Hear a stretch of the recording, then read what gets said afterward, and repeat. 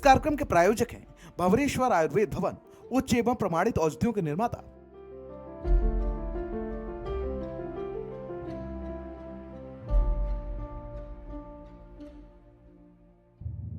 नमस्कार, मैं मयूरी श्रीवास्तव और आप देख रहे हैं आपका पसंदीदा कार्यक्रम आयुर्वेद संसार, जहां हम बात करते हैं सेहत की, वो भी प्राकृतिक और सुरक्षित तरीके से। आयुर्वेद सिर्फ इलाज नहीं बल्कि एक ऐसा जीवन दर्शन है जो शरीर, मन और जीवन शैली को संतुलित बनाकर हमें स्वस्थ और निरोग बनाता है। तो आइए आयुर्वेद संसार में शुरू करते हैं सेहत से जुड़ी खास बातचीत।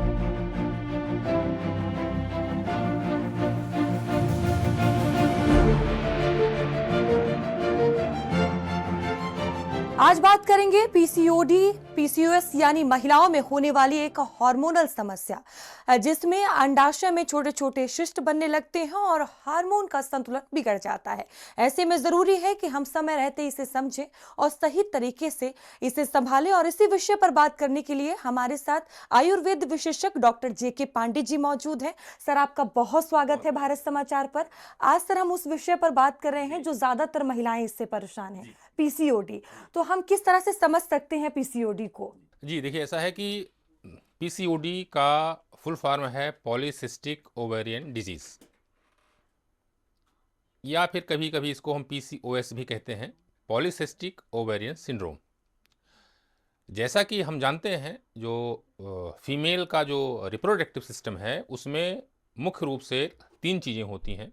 एक तो यूट्रस यानी कि गर्भाशय, दूसरा की ओवरी यानी कि अंडाशय, और तीसरा है हाइपोथैलेमो pituitary ovarian axis.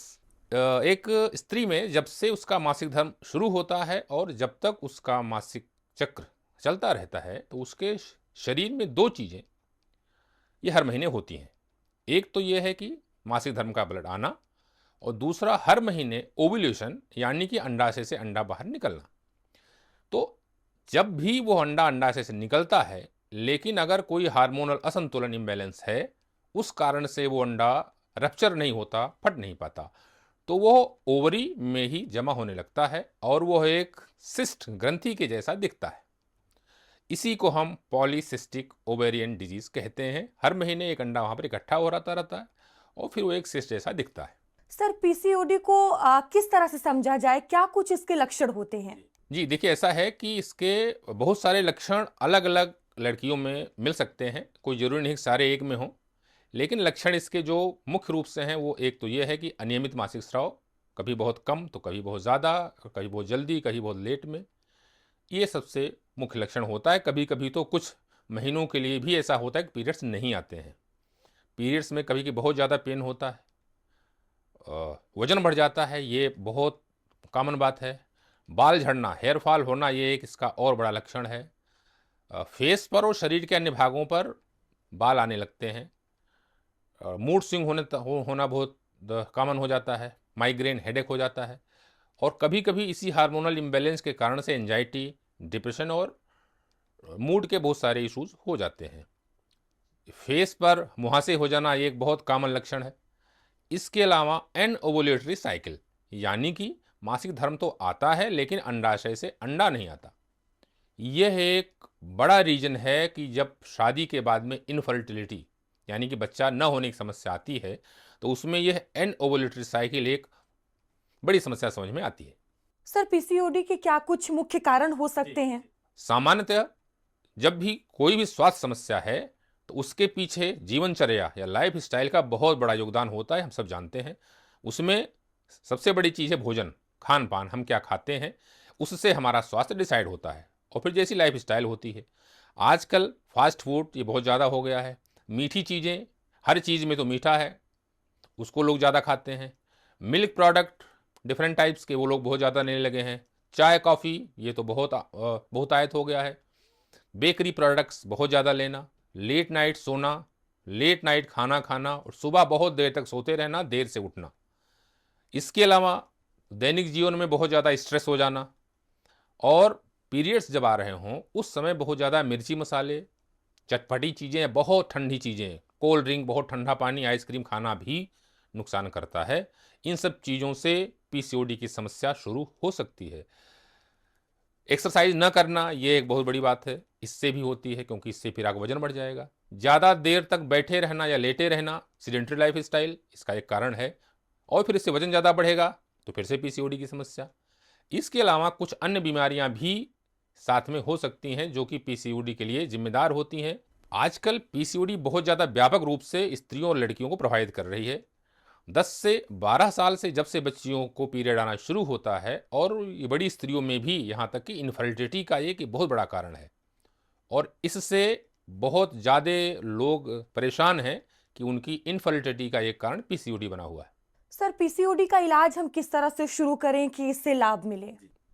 Sugar content जितने हैं और मिल्क प्रोडक्ट या बहुत भारी खाना, बहुत ठंडी चीज़ें, बहुत ठंडा ice cream, cold drink, junk food, fast food, fried food, ये आजकल बहुत चल रहा है। डीप फ्राइड चीज़ें नहीं खानी है।